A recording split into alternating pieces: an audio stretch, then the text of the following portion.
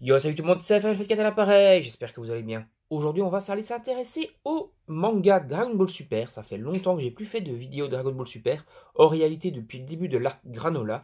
Et donc j'ai décidé de faire une vidéo globale où on va s'intéresser un peu à tous les chapitres sortis actuellement de la Granola. La Granola n'est pas encore terminée, mais on va essayer un peu de reprendre le rythme et de recompléter un peu tout ça et d'avoir un petit peu un avis global sur cet arc. Alors je vois directement la peau de l'ours. L'arc, franchement, il est très sympa, il me plaît beaucoup. Et le gros point fort de cet arc, c'est bien sûr l'histoire. Et donc, pour ce qui est de l'histoire, je vais donc devoir spoiler. Donc, pour ceux qui ne veulent pas spoiler la Granola, allez d'abord lire les chapitres et puis revenez vers moi, vers cette vidéo, pour avoir mon avis global. Parce que dans l'ensemble, pour en revenir au point des dessins, par exemple, les dessins sont toujours de la même lignée depuis le début de Dragon Ball Super, même si on sent quand même que Toitaro commence à prendre un peu plus ses marques et à avoir un peu plus d'entraînement sur les dessins. Donc oui, il y a quand même une marge de progression, mais ça reste dans la même veine en général, même s'il commence à s'améliorer. Donc les dessins, c'est la même chose, mais il commence à s'améliorer sur les découpages des combats, etc. Les découpages avant étaient quand même assez brouillons, maintenant ça commence à devenir de mieux en mieux. Surtout, ça se ressent beaucoup dans la fin de l'arc Moro et dans l'arc Granola, ça se ressent vraiment très fortement.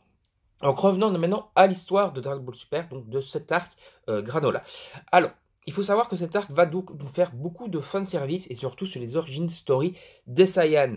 Parce qu'on va suivre Granola, donc qui est un personnage qui a en fait assez bien travaillé, puisqu'au final il s'agit d'un gentil, mais qui va devenir entre guillemets méchant par la force des choses, par la vengeance. Il faut savoir donc que les Saiyans ont, sous l'ordre de Freezer, détruit la planète céréalien, la planète donc de Granola, dans sa jeunesse. Donc voilà, ils avaient été envoyés par Freezer pour détruire cette planète, comme voilà, Freezer envoyait des sbires un peu partout pour détruire les populations et puis revendre des planètes. Là, c'était donc le cas sur la planète céréalien. Les forces de Freezer, donc là en l'occurrence des Saiyans, donc avec les sbires de Bardock et Bardock, ont débarqué sur la planète de Granola. Ils ont donc ravagé la population, et donc Granola, plus tard, qui est l'un des seuls survivants, a pour but, et pour but dans la vie, on va dire, entre guillemets, de se venger des Saiyans. Finalement, et de Freezer aussi, a fortiori, parce qu'il sait que c'est Freezer qui a demandé l'attaque de sa planète. Granola va donc trouver un moyen de devenir plus puissant grâce à deux Dragon Ball, parce que oui, sur une planète, enfin la planète des céréaliens, maintenant, il y a un Namek qui a en fait adopté Granola. Ce Namek a donc créé des Dragon Ball, et on apprend en fait que le nombre dépend en fait de la volonté du Namek ou de la puissance du Namek. Et donc le Namek a créé que deux Dragon Ball, donc il faut seulement deux Dragon Ball pour réussir à faire le vœu qu'on veut. Granola va donc réunir ses Dragon Ball et il va donc faire le vœu de devenir le plus puissant de l'univers. Certaines personnes avaient gueulé à l'époque en disant: si c'est aussi simple que ça, pourquoi personne n'y a pensé? Pourquoi personne n'a fait ce vœu-là pour devenir le plus balèze de l'univers? Et bien tout simplement parce qu'en réalité, l'auteur, donc Toru et Toriyama fortiori, ont trouvé une petite pirouette scénaristique, c'est-à-dire que tu peux devenir le plus puissant de l'univers, mais sous certaines circonstances. C'est-à-dire qu'il peut combiner, le dragon en tout cas, a combiné toute l'expérience que Granola aurait eu dans le reste de sa vie, c'est se entraîner non-stop, et il lui a donc donné cette expérience, ce qui a donc démultiplié sa puissance, de 1. Mais de 2, s'il lui donne tout ça, c'est comme s'il avait en fait vécu toutes ces années d'entraînement et donc il lui reste en fait plus que 3 ans à vivre. Donc voilà, donc tu deviens le plus puissant de l'univers, ou en tout cas très très fort. C'est pas vraiment le plus puissant de l'univers parce que voilà, il y a plusieurs trucs qui font ça. En fait, c'est juste un gros boost de puissance. C'est pas vraiment le plus puissant de l'univers. Le dragon a juste trouvé un moyen de booster la personne de façon overpower, mais voilà, mais t'es pas vraiment invincible. Ils vont pas prendre en fait, lui c'est le plus puissant, je te mets une unité en plus de lui, ouais, t'es le plus puissant. Non, c'est en fait un gros boost de puissance, un power-up vraiment très très over-cheaté. Donc Granola devient le plus puissant, mais de 1, il ne peut pas forcément contrôler cette puissance directement, parce qu'il chope la puissance d'un coup énorme, et donc voilà, on voit qu'il n'est pas très à l'aise avec cette puissance, il n'a pas l'expérience, on va dire, de maîtriser parfaitement ce corps, de 1, et de 2, dans 3 ans, il est mort. Donc Granola en fait se fait manipuler depuis tout jeune par un groupe de haters qui s'appelle les Haters. Et donc en fait les Haters envoient également des sbires sur des planètes pour les détruire et les revendre. C'est en fait un groupe à la Freezer. Ils sont un peu en concurrence avec Freezer dans le milieu immobilier des planètes, on va dire. C'est-à-dire ils ont un peu le même but que Frieza, c'est-à-dire anéantir des races, prendre les planètes, les revendre. Donc voilà. Et là en fait donc Granola qui est un peu donc une un Vegeta, voilà, tout simplement, parce qu'il a en fait un peu la même évolution de parcours que Vegeta, c'est-à-dire qu'il est manipulé par un groupe, et donc ce groupe, en réalité, a fait des bails, donc voilà, spoil, attention, ce groupe, en fait, est responsable de la mort de la mort de la mère de Granola. Granola ne le sait pas. Et donc en fait, il veut se venger aussi d'avoir perdu sa famille, etc. Alors qu'en réalité, il bosse pour ceux qui ont tué sa mère. Voilà, c'est un peu le cas avec Vegeta qui travaillait pour Freezer. Et en réalité, c'est Freezer qui avait détruit la planète Vegeta. Donc voilà, un peu déjà a priori, enfin une approche, une anicroche entre Vegeta et Granola. Et d'ailleurs, beaucoup d'événements dans l'histoire ont des dialogues entre Granola et Vegeta pour montrer qu'ils sont tous simplement très proches l'un de l'autre par leur évolution, etc. Et donc ça, c'est très sympa. Et Vegeta a vraiment un rôle très important dans ce chapitre, dans cet arc. Même si, pour ma part, Vegeta ne va pas, encore une fois, sauver les meubles. Voilà, Vegeta a à nouveau une bonne grosse développement de personnage comme on a eu dans Moro, mais à la fin, c'est pas lui qui sauve le combat. Voilà, c'est ça qui est un peu étrange à ce niveau-là. Donc les haters avaient manipulé Granola, et donc Granola a été envoyé pour tuer Vegeta et Goku. Voilà, alors qu'en réalité, il n'y avait pas trop de raison de les tuer, quoi. Voilà. Mais bon, donc oui, il est manipulé, il se bat contre Goku et Vegeta, et donc il est overpower hein, parce qu'il a eu son gros boost, mais il contrôle pas vraiment sa puissance, donc c'est à peu près match nul. Et au final, donc les haters qui se servaient en fait de Granola pour qu'ils se battent tout simplement, ont eux profité de rassembler les Dragon Ball pendant que les trois protagonistes s'affrontaient. Donc ils récupèrent les Dragon Ball, ils font les mêmes vœux de Granola pour rendre le membre de leur équipe le plus puissant de l'univers également. Et donc Gast, donc qui s'appelle comme ça, Gast, devient véritablement l'être le plus puissant de l'univers. Il semble contrôler déjà un peu plus facilement ses pouvoirs. Et d'un autre côté, il semble déjà avoir une espèce de power-up de base. C'est-à-dire qu'en fait, il a une espèce de pouvoir un peu à la Broly.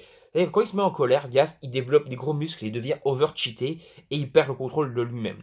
Donc Gast a de fortiori déjà une transformation comme ça, de base. Donc là, avec le gros boost de Dragon Ball, il devient méga puissant et il devient donc le nouveau antagoniste, le nouveau ennemi principal de l'arc. Voilà, Granola était l'antagoniste de l'arc, mais a fortiori, il n'est pas méchant. Et donc là, on a vraiment maintenant un méchant, un mauvais, voilà, qui travaille avec les Haters, qui est membre des Haters, dont le but est donc de contrôler, de piller des planètes. Donc voilà, on va dire un espèce de Freezer 2.0. Voilà. En plus de ça, il a ces trois protagonistes, donc le chef des Haters et les deux autres, qui sont quand même déjà assez puissants. Et donc on se retrouve avec une équipe d'adversaires assez balèze. Donc Adgas, bien sûr, qui est largement au sommet, mais les autres sont quand même pas en reste au niveau puissance. Goku et Vegeta sont donc retrouvés complètement déjà épuisés par le combat contre Granola. Et dans le dernier chapitre, Vegeta va donc filer le reste de son énergie à Goku. Et donc Goku va commencer à combattre Gast. Parce que Gas a déjà battu Granola. Voilà, parce que Gas et Granola se sont affrontés. Gas a eu également un soin, mais finalement, Granola avait eu un soin, pas Gas. Mais finalement, Gas prend le dessus et le bas, et donc Goku commence à affronter Granola. Et c'est là qu'on s'en laisse. Alors, il y a quelques trucs qui sont encore un peu laissés de côté, qu'on va entendre parler peut-être un peu plus en détail par après. C'est-à-dire que Seven Tree, donc le cyborg qui était présent dans l'arc Moro, a été récupéré par les Haters. Et donc il faut déjà voir aussi ce qu'ils comptent en faire, parce que ça on n'en a pas vraiment encore eu débat, on a eu quelques petites pistes par-ci par-là, mais pas vraiment encore de trucs sérieux.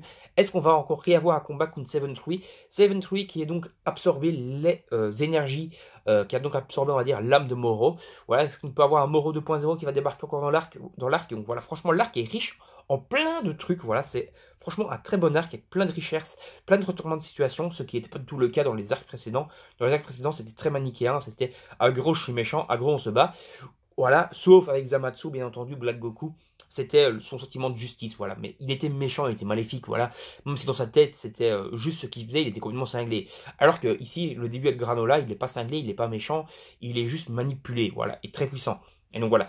Et ici, on se retrouve de nouveau maintenant dans un truc un peu plus manichéen, donc un méchant, à gros je suis méchant, je vais posséder la planète. Mais il y a quand même pas mal de retournements de situation, pas mal de pistes qui s'entrecroisent. Et ça, c'est très intéressant. Peut-être un retour de Moro aussi possible et tout. Et donc franchement, l'arc en lui-même est super riche. C'est l'un des arcs les plus riches du manga Dragon Ball Super pour l'instant. Il me tarde de voir tout ça en anime. Bon, il y a l'arc Moro qui est en fait adapté. J'espère qu'ils vont le faire un jour, parce que voilà, bon, il y a le film qui va arriver là. Dragon Ball Super Heroes, mais j'espère vraiment qu'ils vont faire la série en anime, la suite, parce que déjà j'ai envie de voir l'arc Moro avec une bonne animation, et j'ai envie de voir l'arc Granola avec une bonne animation. Vous allez me dire, ouais, mais l'animation de Dragon Ball Super c'est dégueulasse. Pas vraiment, parce que quand ils veulent vraiment se donner les moyens, on le voit d'ailleurs sur la fin du combat contre Jiren hein, dans le tournoi du pouvoir, ils arrivent à faire des trucs de dingue. Donc voilà. Et d'ailleurs, à partir de l'arc du tournoi du pouvoir, l'animation, les dessins et tout, c'était grandement amélioré. Il est vrai que le début de Dragon Ball Super était dégueulasse, même s'ils ont un peu corrigé certains dessins pour les versions Blu-ray. voilà, c'était quand même pas ouf. Ici, voilà, franchement, j'espère qu'on va voir l'arc Moro et l'arc Granola avec des graphismes de malade, des dessins de malade, aussi, vraiment, franchement, aussi bon que la fin de Dragon Ball Super. Enfin, du début de Dragon Ball Super, voilà, j'espère que la partie 2 sera du même acabit. En tout cas, l'arc Granola est donc pour ma part l'un des tout meilleurs. Et en plus, on va en parler un peu plus sur Freezer. Voilà, même s'il n'est pas encore vraiment présent dans l'arc, on en apprend un peu plus sur lui aussi, voilà, ce qu'il fait dans son coin, entre guillemets, et voilà, un peu qu'il y a des concurrents qui ont le même business que lui. Et ce qui est très très intéressant, c'est qu'on va en apprendre beaucoup également sur Bardock, le papa de Son Goku, parce qu'il y a quelques flashbacks avec Bardock et Granola, on voit un peu Bardock, on voit un peu l'évolution Saiyan de Bardock, on commence à voir un peu les premiers Saiyans qui sont pas juste là pour se foutre sur la gueule, mais qui ont un peu un cœur, et ça c'est très intéressant. Ça permet de voir en fait que tous les Saiyans ne sont pas forcément maléfiques de base. Ils connaissent entre guillemets que ça, la baston, le combat, et voilà, et qui sont prêts à aller s'allier avec des pires bâtards, genre Freezer, pour se battre, et donc aller contrôler des planètes et éradiquer des peuples juste pour avoir un peu du challenge et de la baston. Voilà, mais que parfois ils peuvent avoir quand même des sentiments, déjà en tout cas à l'époque. Et donc voilà, ça permet un peu de goupiller un peu tout ça avec l'explication de aussi pourquoi Vegeta devient entre guillemets gentil maintenant alors que c'était un pur bâtard au début. Voilà, c'est parce qu'en fait, les Saiyans ont quand même déjà un petit peu un cœur de base, ils sont pas juste des gros bâtards de base, voilà, c'est pas des êtres maléfiques à 100%, ils sont pas manichéens à 100%, et ça c'est très intéressant, ça permet de voir une grosse évolution du background des Saiyans aussi. Donc voilà, tout le lore de Dragon Ball en fait évolue beaucoup avec cet arc, et ça c'est très cool. Donc voilà, pour ma part, l'arc Granola fait partie des tout meilleurs arcs de Dragon Ball Super, voire le meilleur arc de Dragon Ball Super. Pour ma part, c'est Granola, Zamatsu, ouais, le tournoi du pouvoir. Et puis les autres ils sont un peu moins bien, genre Champa c'est juste des tournois de la baston. Résurrection of Freezer c'était pas oufo, le film était largement mieux. Moi, mais même le film quoi, c'est pas oufo comparé au reste, c'est juste Freezer qui revient avec une nouvelle transformation, un nouveau petit costume brillant, voilà. Et bon, l'arc Beerus c'était sympa parce que le personnage de Beerus me plaît énormément. D'ailleurs j'ai appelé un de mes chats Beerus, c'est pas pour rien, mais voilà, l'arc en lui-même n'est pas ouf. Le personnage est dingue, mais l'arc en lui-même, c'est pas de la folie. Voilà, tout simplement, pour ma part, l'arc Granola est excellent. Donc, si vous n'avez toujours pas eu l'occasion de lire l'arc Granola, déjà, si vous avez ici en Europe, voilà, tout simplement, les mangas papier, fin du tome 15, on commence l'arc Granola. Le tome 16 sort il est sorti, je pense, hier, au moment où je tourne cette vidéo. Donc, vous avez déjà le début de la Granola si vous voulez juste lire en manga papier. Et si vous voulez aller vous intéresser au scan, il y en a déjà énormément. Pour ma part, il va encore rester 5-6 chapitres, avec peut-être 8 chapitres pour conclure la Granola. Donc voilà, 2 tomes encore, je pense, pour conclure la Granola. Donc on a quand même déjà bien avancé, on est à peu près à 3/4 de l'arc là. Et c'est quand même un arc assez conséquent, assez gros, mais très très bien développé. Et on ne boude pas sous plaisir en le lisant. Allez, on va s'arrêter là. J'espère que cette vidéo retour aux sources Dragon Ball Super vous aura plu. N'hésitez pas à mettre vos avis en commentaire sur ma vidéo, sur le manga Dragon Ball Super et surtout sur l'arc Granola, bien entendu. Likez, partagez la vidéo sur vos réseaux sociaux pour m'aider dans mon aventure YouTube. Abonnez-vous à la chaîne et activez la petite cloche pour ne rien manquer. Et moi, je vous dis salut tout le monde, à la prochaine. Bye bye.